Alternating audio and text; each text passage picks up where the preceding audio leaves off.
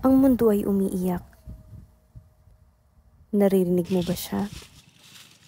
Tara, laro tayo. Bato-bato, Pit. Yung matalo, ang pasaulo Ayun na po, tayo gamitin natin. Tara. Tara, game na. Tara. Bayaan Game. Bato-bato, Pit. Tayo. Bato-bato, Pit. Ayoko na nga.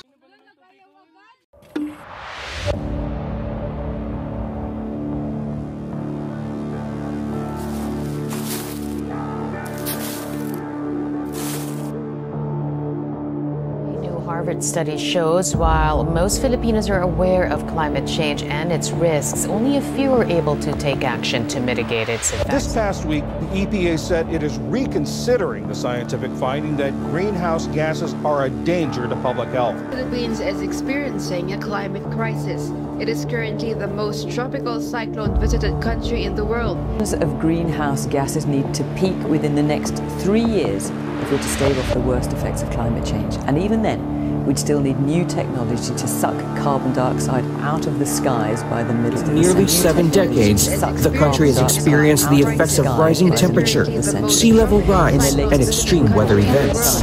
According to the Oscar M. Lopez Center's Philippine Climate Change Assessment, the country has experienced the effects of rising temperature, sea level rise, and extreme weather events. According to the Oscar M. Lopez Center's Philippine Climate Change Assessment, the most tropical cyclone-visited country in the world. Hindi na ito babala lang. Ito ay sigaw. Sigaw ng kalikasan na matagal nang nasasaktan. Hindi mo kailangan maging bayani. Kailangan mo lang maging tao, may puso, at may pakialam.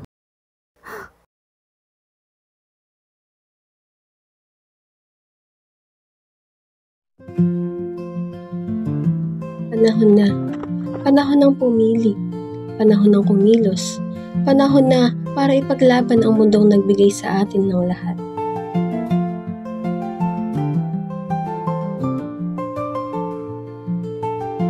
Sa bawat pagtapon mo ng basura sa tamang lalagyan, sa bawat pagtanggi mo sa plastic, sa bawat pagtanim mo ng isang punla, may pag-asa. Panahon na para buuin natin ang mundong gusto nating ipamana.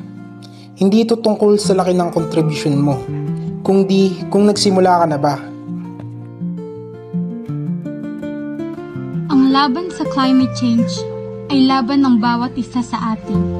Hindi ito laban ng mayaman lang, hindi ito laban ng gobyerno lang, ito ay laban ng sangkatauhan.